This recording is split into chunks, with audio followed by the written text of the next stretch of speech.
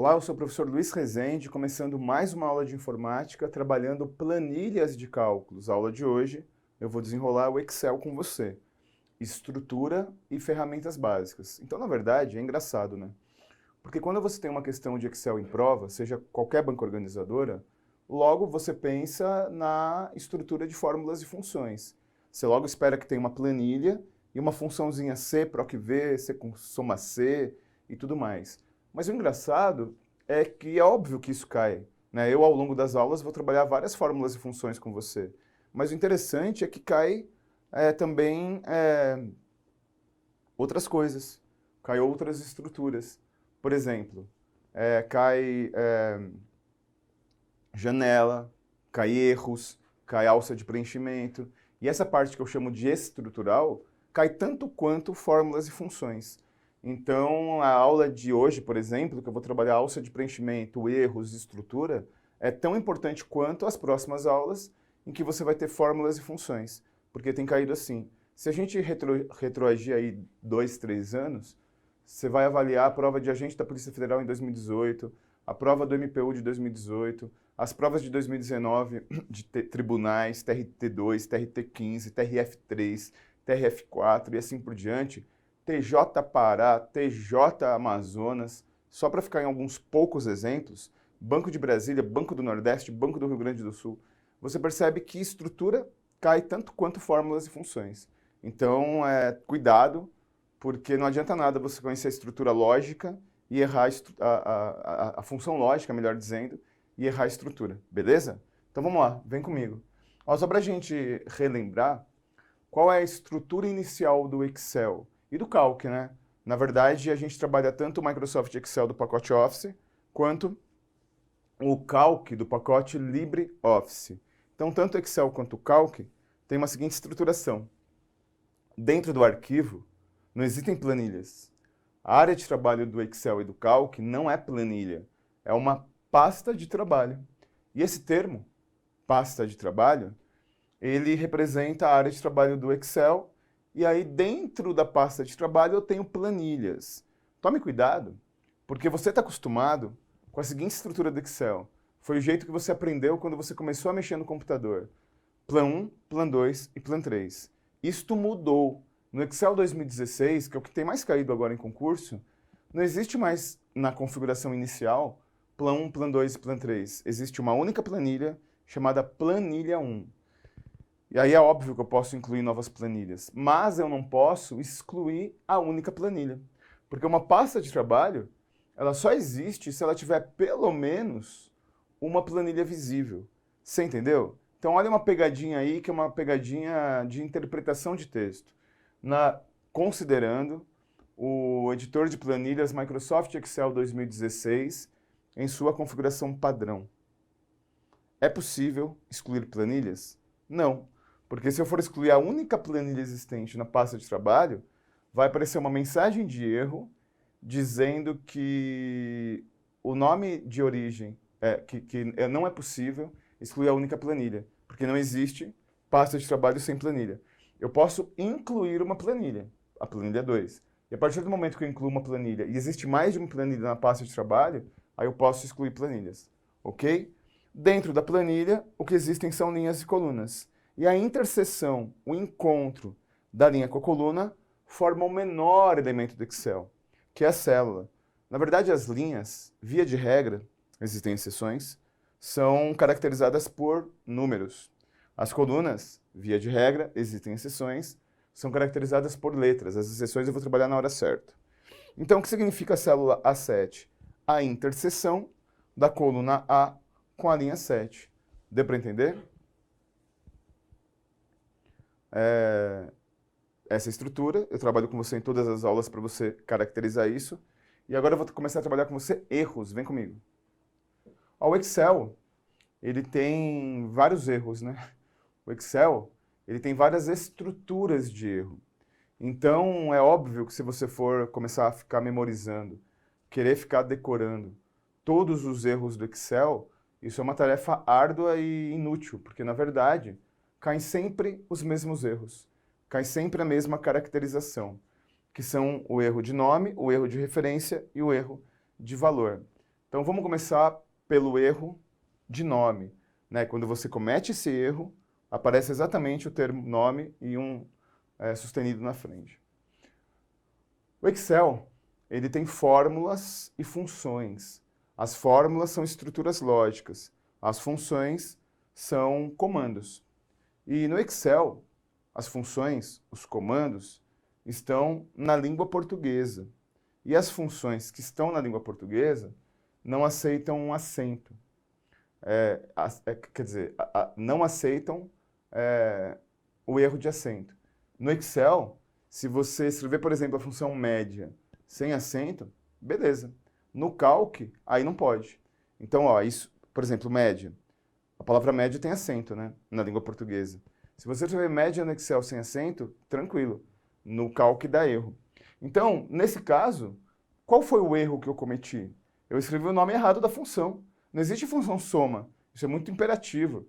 Né? Existe a função some. Existe a função somar. Então eu cometi um erro aqui, ó. Eu escrevi errado o nome da função. E aí ele não vai reconhecer a função.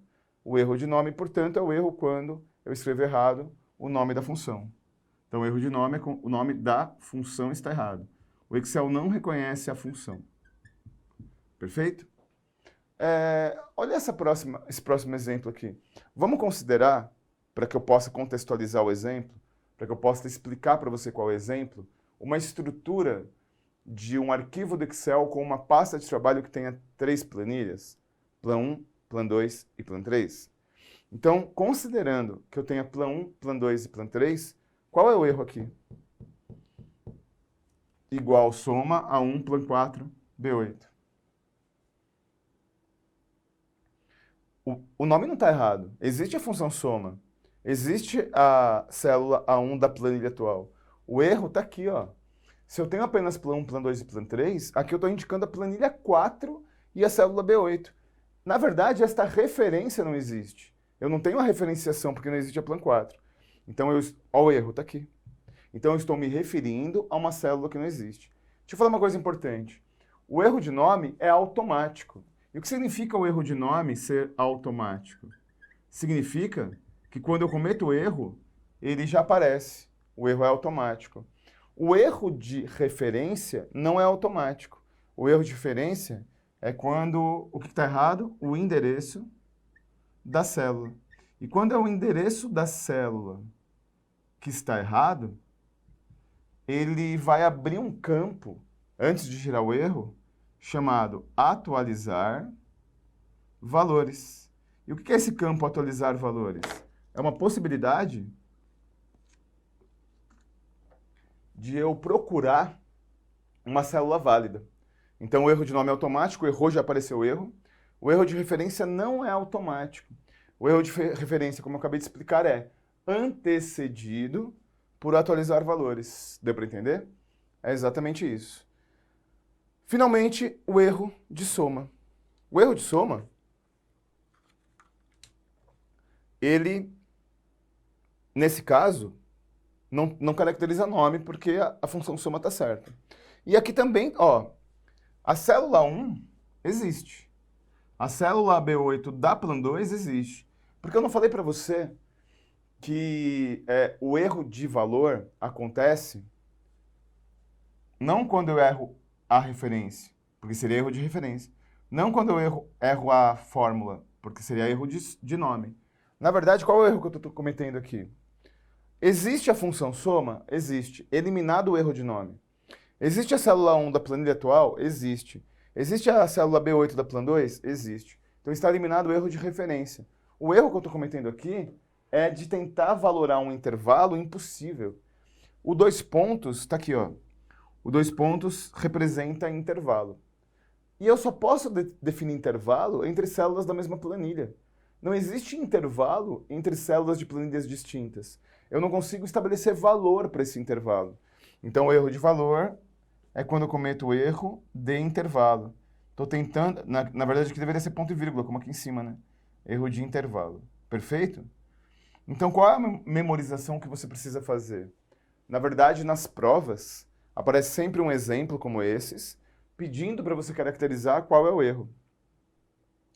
Se a função não existe ou se ela está escrita de forma errada, erro de nome, nome da função. Esse erro automático. Errou, já apareceu. O erro de referência é quando eu estou me referindo a uma célula inexistente, mas ele não é automático. Ele é antecedido pela janela atualizar valores. E o erro de valor existe quando eu não consigo delimitar um intervalo. Esses são os principais erros do Excel, os principais erros do cálculo, beleza? Eu vou agora para uma parte, que é uma parte que gera muita confusão e gera muito erro em prova. E deixa eu explicar por que gera erro em prova. Porque se você trabalha com Excel, se você está habituado em trabalhar com Excel, você mexe muito com o que eu vou dizer agora. Só que nós trabalhamos de forma muito automática. E na prova caem várias exceções, que é a alça de preenchimento. Vem comigo para desenrolar e entender isso. A alça de preenchimento, ela gera sequências lógicas. Então tem uma regrinha que é a seguinte, né? Quando você está com o cursor do mouse no meio da planilha, o cursor do mouse se transforma numa cruzinha branca. Essa cruzinha branca é a seta de seleção. Agora, quando você leva o cursor do mouse para o canto inferior direito da célula, ele se transforma numa cruzinha preta. Você vai perceber, trabalhando no Excel, vendo questões de Excel, que o canto inferior direito da célula tem um bloquinho, um quadradinho branco, assim, preto. E quando você leva o cursor do mouse para cá, a cruzinha branca se transforma numa cruzinha preta. E essa cruzinha preta é a alça de preenchimento e ela gera sequências lógicas. Existem algumas regras, e essas regras são importantes para entender a questão. Essas regras são importantes para entender a abordagem de prova. Quando eu arrasto para baixo, eu gero sequência crescente. Linha 1, linha 2, linha 3, linha 4. Quando eu arrasto para a direita, eu gero sequência crescente. Coluna A, coluna B, coluna C. Quando eu arrasto para a esquerda, eu gero sequência decrescente. D, C, A, B. Quando eu gero para cima, eu gero sequência decrescente. Linha 10, linha 9, linha 8. Então a regra é, para cima e para a direita, para a esquerda, melhor dizendo, sequência decrescente. Para baixo e para a direita, sequência crescente. Deu para entender? E fora essa regrinha, tem uma outra regrinha que é a regra de prioridades. Qual é a primeira coisa que a alça de preenchimento procura? Então ela tem 5 passos. Essas 5 etapas, você vai perceber quando eu começar a fazer os exemplos, salva vidas. A primeira análise que a alça de preenchimento faz é se existe sequência crescente. Se eu não encontrar a sequência crescente, eu procuro a sequência decrescente. Se eu não encontrar nem a sequência crescente, nem a sequência decrescente, eu procuro o intervalo crescente. Se eu não procurar intervalo crescente, ele vai procurar um intervalo decrescente. E se eu não tiver nada disso, se eu não tiver nem sequência crescente, nem decrescente, nem intervalo crescente, nem decrescente, aí ele gera a repetição. Você vai entender na prática como funciona isso. E o que é sequência? É tudo aquilo que tem nome. Para o Excel, sequência é tudo aquilo que tem nome. Lembra que eu falei nas aulas anteriores? O Excel é burro. E por que o Excel é burro? Porque ele não decide nada por nós. Na verdade, o Excel só faz aquilo que eu mandar de forma clara e sem possibilidades. Por exemplo, janeiro, fevereiro, março, abril. É uma sequência, tem nome, meses do ano. Segunda-feira, terça-feira, quarta-feira. Tem nome, dias da semana. Então, sempre que eu tenho uma única possibilidade de sequência, o Excel gera. Agora, se eu tiver mais de uma possibilidade, se eu tiver mais de uma sequência possível, ele não faz nada. Porque, o que eu disse para você nas aulas passadas, o Excel é burro. Ele não faz nada sozinho. Então, vamos para os exemplos? Se eu inserir uma célula de janeiro, o que vem depois de janeiro? Fevereiro. Não pode vir outra coisa. Então, depois de janeiro, obrigatoriamente vem fevereiro. Nesse caso, ele vai gerar pela alça de preenchimento uma sequência lógica. O Excel, ele aceita caracterizar os meses do ano apenas pelas 3 primeiras letras. Depois de Jan, vem Fev. Perfeito? Então, depois de Jan, vem Fev. Segunda. Ó, segue a mesma coisa, hein? Se eu escrever segunda-feira, depois de segunda-feira vem terça-feira. Mas se eu escrever apenas segue, depois de segue vem ter. Então, meses do ano e dias da semana, ele aceita apenas as 3 primeiras letras. Agora, segunda, se for segunda-feira, tudo bem. Mas apenas segunda tem um problema. E qual é o problema? O que vem depois de segunda? Depois de segunda vem terça. Dias da semana. Agora, depois de segunda pode vir terceira, ordinal. Então, a palavra segunda, ela não deixa claro o que eu quero depois dela. A palavra segunda possibilita que eu gere dias da semana ou ordinais. Então, na dúvida, o que o Excel faz? Nada, ele é burro. Na dúvida, ele gera segunda de novo. Porque ele não sabe se eu quero segunda-feira ou segunda de ordinal. Perfeito? O que vem depois do número 1? Depois do número 1 vem 2, 3, 4, 5. Perfeito. Números inteiros ordinais. Mas depois do número 1 pode vir números ímpares. 1, 3, 5. Depois do número 1 pode vir números racionais. Então existem várias possibilidades de sequência após o número 1. Portanto, depois do número 1, no Excel, vem o número 1. Se eu estivesse trabalhando no Calc, aí é diferente. No Calc do LibreOffice, neste caso, ele gera o 2.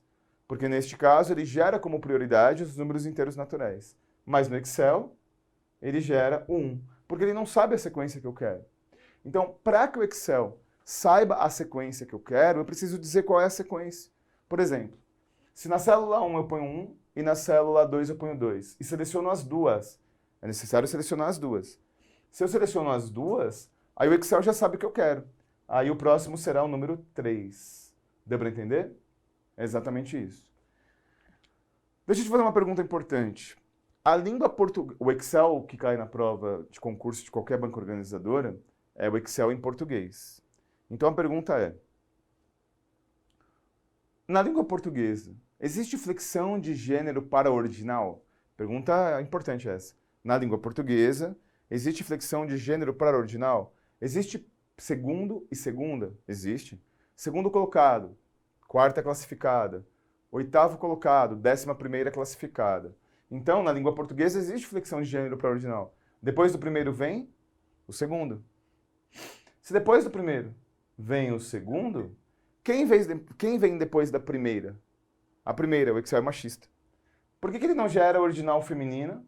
Se na língua portuguesa tem ordinal feminino e o Excel ele é baseado na língua portuguesa. Porque é assim, ó, o Windows, o Word, o Excel, o PowerPoint, o Access, eles não foram reprogramados para a língua portuguesa. Você imagine se qualquer língua pátria, qualquer outra língua que a Microsoft fosse traduzir o pacote Office, o Windows, ela reprogramasse. Seria uma tarefa insana. Então, na verdade, quando eu trabalho com o Excel, eu estou apenas traduzindo a visualização, mas a estrutura continua sendo em inglês. E em inglês, first é first. Não existe flexão de gênero para original. First serve tanto para feminino, primeiro, né, quanto para masculino. Então, se não tem flexão de gênero first, se o Excel está baseado no inglês, mantém. Tudo bem? Ó, aqui tem uma exceção. Se eu inserir numa célula apenas a palavra etapa, depois de etapa vem o quê? Etapa, etapa, etapa. Depois do número 1 vem o quê? 1. Mas, se eu combinar letra e número, aí ele vai transformar este número em ordinal. É como se eu estivesse dizendo para o Excel, etapa primeira. E depois da etapa primeira vem etapa segunda. Então, nesse caso, vem etapa 2. Perfeito? Então, depois da etapa 1, vem etapa 2. E se for uma etapa? Perfeito, 2 etapas. Então, essa relação, tanto eu posso ter o número antes quanto o número depois. Eu só não posso ter o número no meio. Por exemplo, etapa 1, PF. Aí ele vai gerar etapa 1, PF. O número não pode estar no meio do texto. Ou ele fica antes ou fica depois. Tudo bem? Aqui, ó. Aqui tem um problema. Aqui tem um problema. Vamos primeiro para esse problema, para depois para esse. Aqui, janeiro e abril. Não é a sequência dos meses do ano. Depois de janeiro não vem abril, vem fevereiro. Então aqui eu não tenho uma sequência, mas eu tenho um intervalo, uma progressão. E respeitando essa progressão, respeitando esse intervalo, janeiro e abril. O que vem depois? Eu pulo 2 meses. Janeiro, fevereiro, março, abril. Maio, junho, julho. Então depois vem julho. Perfeito? Janeiro, fevereiro, março, julho. Então aqui também, ó. Aqui também eu tenho uma progressão. 1 e 5 não caracterizam nenhuma coisa que tem nome. Não são os números inteiros naturais, porque falta o 2, o 3 e o 4. Não são os números ímpares, porque falta o 3. Então, na verdade, a única forma que eu tenho de caracterizar essa estrutura é pelo intervalo. E respeitando este intervalo, o próximo é o 9. Porque o 9 resendão é de 4 em 4. Deu para entender? Bom, aqui eu pulei 10 meses. Então qual é o próximo? Novembro. Sabe por que novembro? Porque de fato eu tenho um intervalo. De fato eu pulei 10. Mas você concorda que aqui eu tenho antes do intervalo, eu tenho uma sequência decrescente? Antes de janeiro vem dezembro. Antes de dezembro vem novembro. Deu para entender? E finalmente, para terminar, estes exemplos de alça de preenchimento, que são os que caíram nas provas importantes aí nos últimos 3, 4 anos, data tem sequência lógica. Depois de 29 de 1 de 2020 vem o quê? 30 de 1 de 2020. Então, se eu tenho uma data, essa data vai gerar sequência lógica. Estes são os exemplos de conteúdo. Mas na prova cai também fórmula. Então vamos lá para o começo do quadro para trabalhar exemplo de fórmula estrutural de alça de preenchimento, que é algo que cai muito em prova, desaba em prova. Olha só. Vamos desenhar aqui uma planilhazinha para você entender o que eu vou dizer. Linhas e colunas. Resendão super reto. Não tem tremedeira de alcoolismo.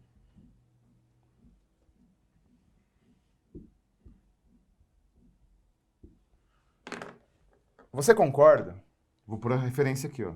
Igual A1 mais B8.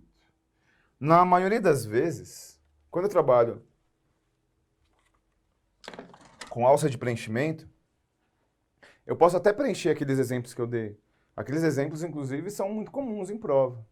Porém, o que mais cai em prova é fórmulas. Então, imagine que eu inseri essa fórmula aqui, ó. Eu estou exatamente aqui. Você concorda? E a alça de preenchimento, ela aparece aqui, né?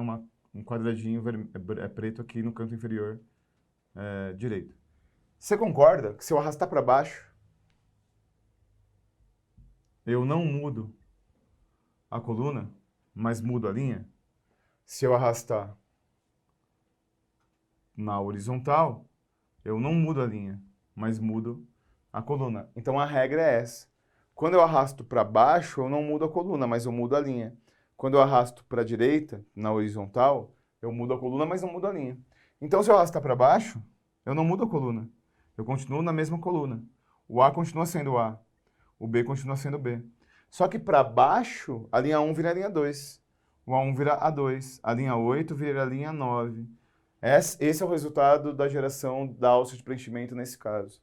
Se eu arrastar para a direita, eu mantenho a linha. Eu mantenho o 1 e mantenho o 8. Mas eu não mantenho a coluna. O A vira B. O B vira C. E é exatamente isso. Esta é a regra. Mas essa regra que eu acabei de explicar é uma regra normal, né? Então você tem que memorizar isso, né? Arrastando para baixo, mantém e muda. Mantém e muda. Arrastando para a direita, muda e mantém, muda. E mantém, muda e mantém. Só que eu tenho uma forma de alterar isso. Eu tenho uma forma de bloquear essa mudança. Então vamos para o segundo exemplo aqui, ó. Imagina que eu tenho essa situação. A, cifrão 1, mais cifrão B9. Se você encontrar o cifrão numa fórmula do Excel, O que significa o cifrão? O cifrão, ele congela a referência. Então, o cifrão, ele congela aquilo que vem depois. Então, esse cifrão não congela o A, só congela o 1. Esse cifrão não congela o 9, congela o B. O cifrão congela aquilo que está na frente dele. Nesse sentido, congelar significa que eu posso arrastar para onde eu quiser. Nunca muda. Nunca muda. Veja. Sem cifrão, o A1 vira 2. Com o cifrão congelando o 1, continua sendo A1. O B8, sem cifrão, vira B9. O cifrão está congelando o B, só que o B não muda mesmo. Então, nesse caso, o B continua sendo B. Esse cifrão, nesse caso, é inútil, não serve para nada. Agora, arrastando para o lado, o A1 viraria B1. O A1 sem cifrão viraria B1. Nesse caso, eu estou congelando 1. O 1 não muda mesmo. Então, neste exemplo, o cifrão é inútil. B1. Mais. O B8 sem cifrão vira C8. E o B8 travando o B? Continua sendo B8. B8. Eu pus B9 aqui. Vamos manter o exemplo. B8. B8, B9. Perfeito? Então, qual é a explicação que você precisa ter nesse momento? Qual é a memorização que você precisa ter nesse momento? Que o cifrão congela a referência. Deu para entender? Eu vou aproveitar aqui e apagar esse exemplo para te dar um exemplo de referências. Então, isso aqui deu para entender, né? Tá no seu material. E aí tem um exemplo de referências importante que é o seguinte. Existem 3 tipos de referências no Excel e no Calc. Referência absoluta, referência relativa e referência híbrida. Por exemplo, você é católico? Católico? Você acredita em Deus? Isso é uma questão absoluta ou relativa? Você gosta de lasanha? Isso é absoluto ou depende? Então, o que é absoluto? É aquilo que é invariável. O que é relativo? Aquilo que pode ser. Então, veja. A1 mais B2. Esse é o primeiro exemplo. Segundo exemplo. Cifrão A, cifrão 1, mais cifrão B, cifrão 2. Esse é o segundo exemplo. Então, o terceiro exemplo é A1 mais cifrão B, cifrão 2. Nesse primeiro exemplo, você concorda que, pelo que eu acabei de explicar para você, se eu arrastar para baixo, vira vira A2 mais B3. Se eu arrastar para a direita, vira B1 mais C2. Então, dependendo de onde eu arrasto, dependendo da orientação do arrasto, muda. E se muda, é relativo. Então, essa aqui é a famosa referência relativa. Muda conforme a ordem. Essa aqui, ó, tudo está congelado. Coluna, linha, coluna, linha. Então, se tudo está congelado, é uma referência absoluta. Porque eu posso arrastar para onde eu quiser, nunca vai deixar de ser A1 mais B2. Agora, e essa aqui? Você concorda que esta aqui que eu desenhei, se eu arrastar para baixo, o A1 vira B1. Se eu arrastar, o A1 vira A2, melhor dizendo. Se eu arrastar para a direita, o A1 vira B1. Ou seja, isto aqui, ó, apenas essa referência é relativa. Agora, nesse caso, está tudo bloqueado. Nesse caso, está tudo fechado. Então, se eu arrastar para baixo, B2 é B2. Se eu arrastar para a direita, B2 é B2. Então, eu tenho uma referência relativa e uma referência absoluta. Então, quando eu tenho referência relativa e absoluta na mesma estrutura, eu tenho uma referência híbrida ou mista. Referência híbrida ou mista. Então, para você memorizar, porque em particular a CESP-UNB e a FCC gostam muito de abordar isso. A referência relativa é aquilo que sempre muda, de acordo com a ordem que eu arrastar, de acordo com a preferência que eu tiver. A referência absoluta é aquela bloqueada, que nunca muda, aconteça o que acontecer. E a referência híbrida é quando uma parte muda, a outra não. Eu poderia ter vários exemplos de referência híbrida. Deixa eu só fazer outra para você, para a gente memorizar e terminar. Por exemplo, igual a 1 mais B2. Agora é tudo diferente, né? Agora eu tenho na mesma célula, na mesma referência de célula, coisas bloqueadas e coisas não bloqueadas. Nesse caso, também é referência híbrida. Então, quando a referência é híbrida? Quando ela não é puramente relativa ou puramente absoluta. Perfeito? Vem comigo para a gente finalizar os exemplos que eu dei para você. Olha só. A aula de hoje, eu não trabalhei nenhuma fórmula. A aula de hoje, eu não trabalhei nenhuma função. A aula de hoje, eu apenas trabalhei estrutura. Mas as estruturas são muito importantes. As estruturas são fundamentais. Erros caem muito em prova. Erro de nome, quando eu errei o nome da fórmula, da função. Erro de referência, quando eu errei a célula. E erro de valor, quando eu tentei estabelecer um intervalo inexistente. Esses são os erros. Depois eu trabalhei com você alça de preenchimento. Qual que é a regra? Arrastando para baixo é crescente, arrastando para a direita é crescente, arrastando para cima é decrescente, arrastando para a esquerda é decrescente. Primeiro eu procuro intervalo crescente, depois intervalo decrescente, depois sequência, primeiro sequência, depois intervalo, depois eu repito. No Excel, 1 é 1.